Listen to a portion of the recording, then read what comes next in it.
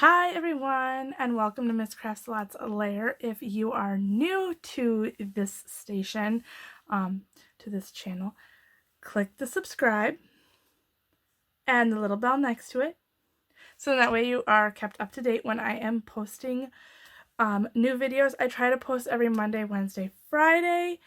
And if you are not new to my channel, you know that I am Barbie. I'm an independent Stampin' Up! Demonstrator in the great state of Wisconsin in the US of A. And today I am here to show you how to make this pretty card and this card using one 8.5 by 11 cardstock sheet and one 6 by 6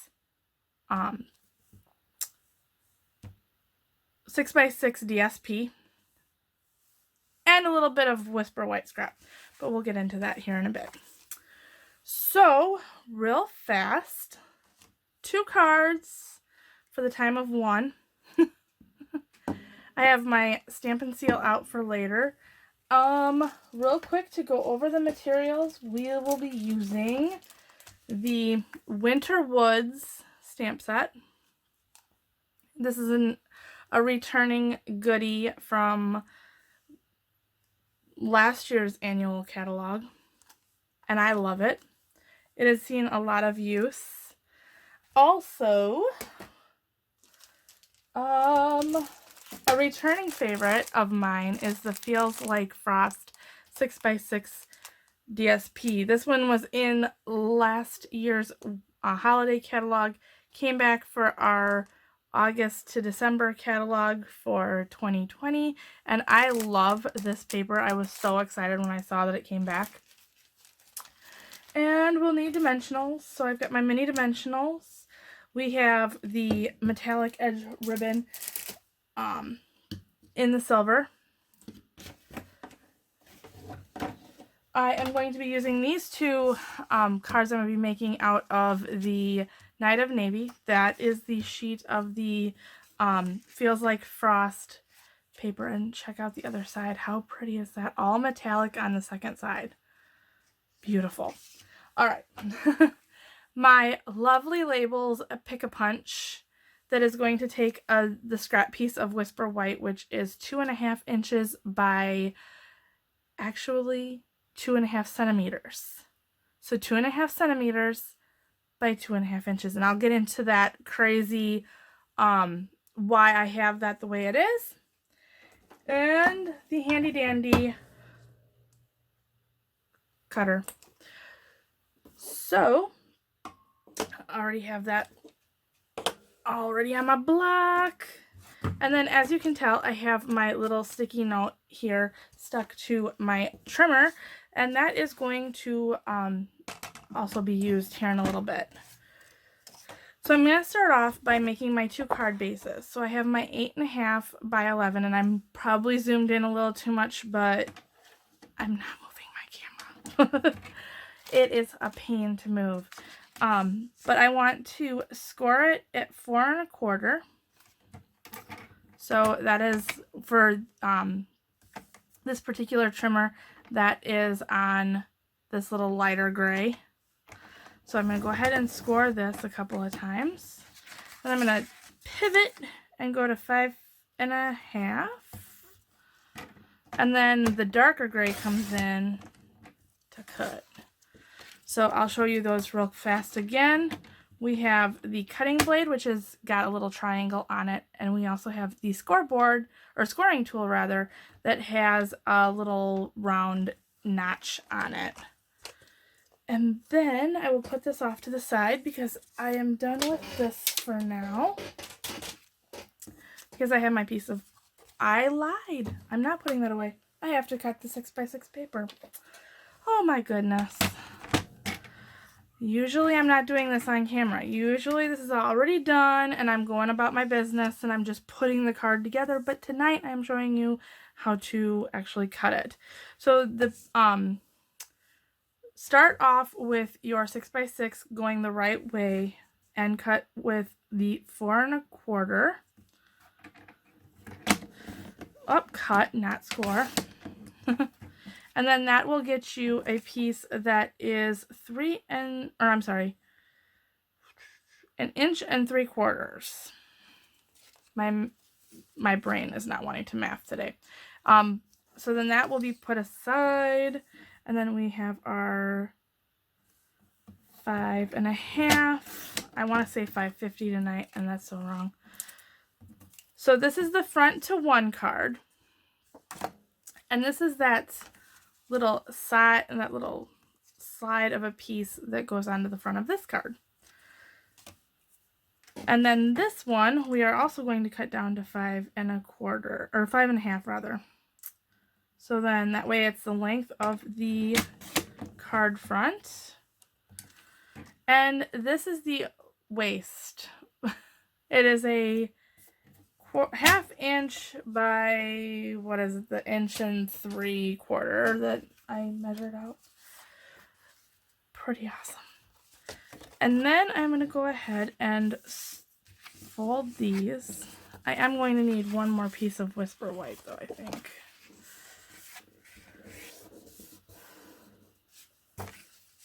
I'm kind of bummed that that some things didn't come back from last holiday catalog, but okay.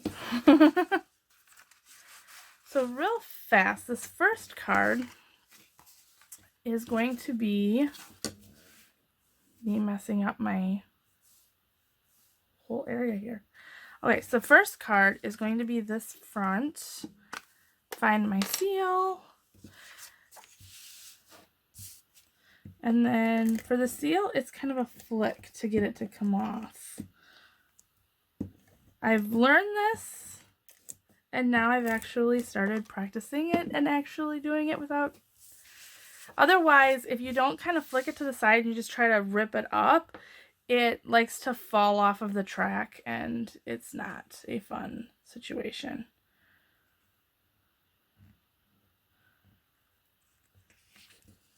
So I usually don't put my full panel cards like this on a colored piece because you aren't really going to see it that much. But I kind of wanted to get through the whole 8.5, the whole 8.5 by 11 card sheet makes 2. You can also always put a piece of Whisper White cardstock inside here so you can write on it and see it a little bit easier. So that one I would actually cut down for the first layer. So that would be a 4 by 5.25. Now that I've said that little spiel, I am going to take out my, I didn't tell you the ink. Using Night of Navy as well. So Night of Navy cardstock, Night of Navy ink pad. And then I am going to realize that maybe I did.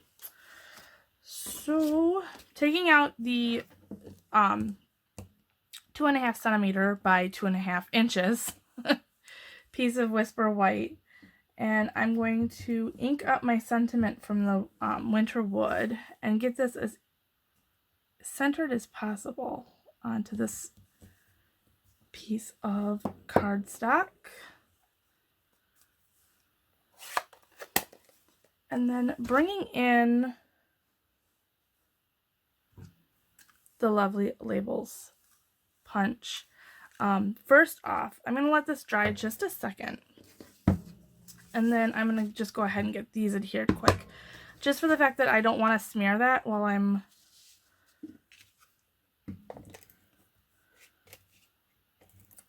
putting that into the punch. So I put this particular piece about 1 inch up from the bottom.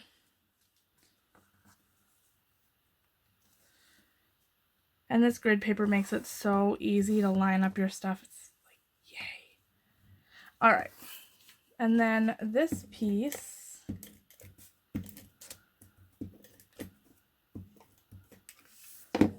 on this second card base, I'm going to kind of put over about 1/2 inch. Just a hair under, I think. I put this one about a 1/2 inch, but to have room for the sentiment now being popped up on something because of the fact that this is a Night of Navy ink on Night of Navy paper, you're not going to be able, you'll still be able to see it, but not as well. So that being said, I am going to go ahead and start off with the punching on this one. So I kind of wanted this flatter ribbon, I guess, or flatter label punch. But in order to get it to go in here, it is actually really snug if you cut it at just the straight inch. So let me show you this real fast as to why I say 2.5 centimeters. So in order, this particular punch, let me get you in camera, is supposed to be 1 inch, is the largest width. The problem with the cutting it at exactly 1 inch, it's pretty snug and it kind of tends to bow in for me. So I went to the 2.5 centimeters, which is just under that inch mark. Let me get this in camera. Go the other way, Barbie. Is just under that inch mark. So it's going to have enough room to go through smoothly, but it also is going to have enough there that you're actually getting a good punch. So I'm going to go ahead and get this all nice and lined up here. I kind of turn it over for this particular punch just to make sure that I'm going to get it all lined up nice and neat. And punch it out. Now to get the other side is where my sticky note comes in play. So I'm going to put this on the side that I've already cut and feed this in here. And I kind of have to use the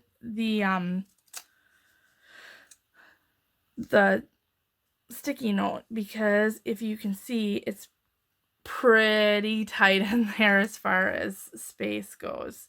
So I'm going to go ahead and punch that side out. There is my tag for this one. And then I'm going to go and get about 2.5 inches of this metallic edged ribbon. And I think this is just so pretty. And so I'm going to fold it over just a smidge. Take out my seal because I want to get this down and adhered real good, so that way it's not going to fly up on me. As such, dimensionals. I had another sheet of dimensionals. I don't know where it went off to. They were the bigger ones.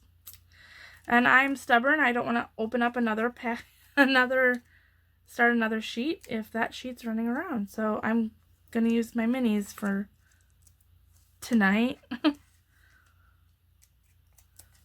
The problem is that I've been cleaning my craft room and trying to get it back organized again. It's a lifelong process for me. And some things off my desk ran away. So hopefully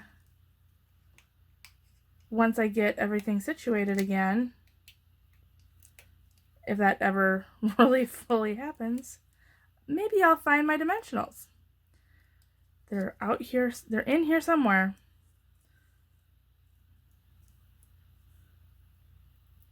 What wants to come off? Alright, so then I'm going to go ahead and adhere that to the front of the card. This one is basically done, short of putting that piece in on the inside. Many of you know I don't do the inside of my cards on my videos. I just don't.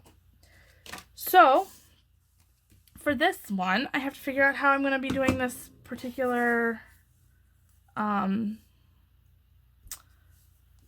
tag. Alright. So what I think I have decided upon is I'm going to use the same 2.5 inch by 2.5 centimeter strip. And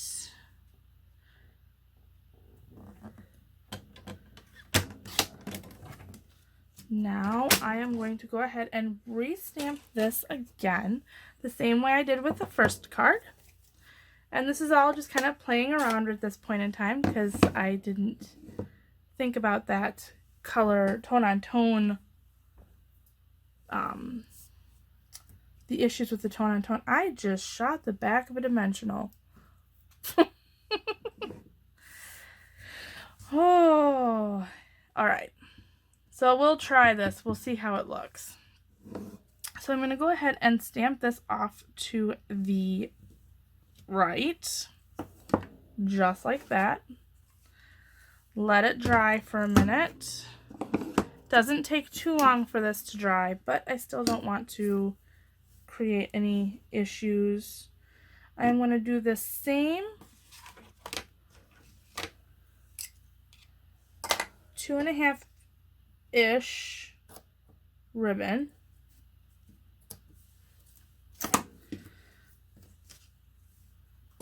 Then I'm going to go ahead and put this through my punch again, just like the other one.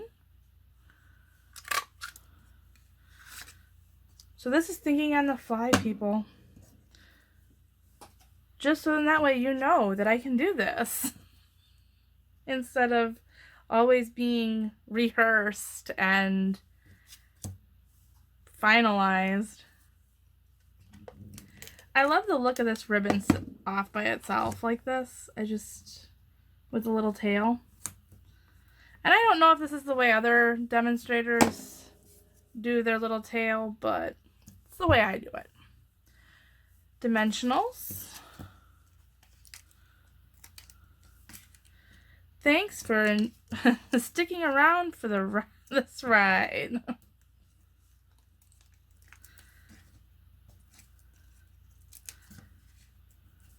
It's always an adventure on my channel. You never know what I'm going to do next. Stick my hand in ink. I've done that before. More times than I care to admit.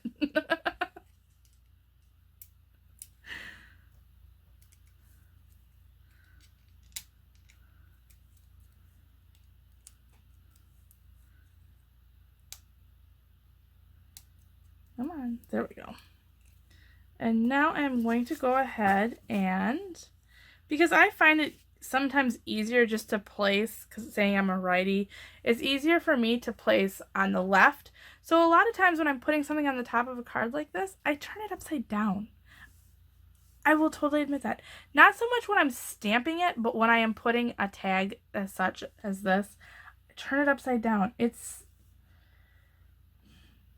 I guess it's kind of hard to explain why my mind wants to do that. I just don't know, but it works. So here is that card. So here's the first card that I made. And this is the second card. And then the first card from this video, very similar. I had to turn it over to see which one is which. This was my show card, and then this is my video card. So here are the finished cards.